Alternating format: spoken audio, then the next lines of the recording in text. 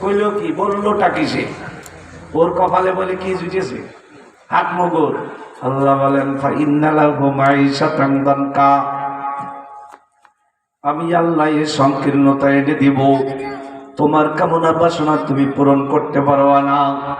সব জায়গায় একটা হাহাকার অবস্থা বিরাজ করবে। অর্থ সম্পদের অভাব নাই, গাড়ি বাড়ির অভাব নাই, জায়গা জমির অভাব নাই। তুমি মনে করেছ আল্লাহ ৫-১০ হাজার টাকা কিছু নয়, লক্ষ লক্ষ টাকা ইনকাম করে যে লোকটা, বড্ড বিপদে তুমি পড়েছ। মেয়েটাকে নিয়ে চিকিৎসার জন্য ডাক্তারের কাছে যেতে হবে। আল্লাহ, অন্তত ৫,০০০ টাকা না নিয়ে বের হওয়া যায় না। নিজের কাছে আছে ৩,০০০ টাকা, বাকি ২,০০০ টাকা কি করব?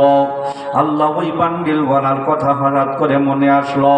দেখি আমার চাচা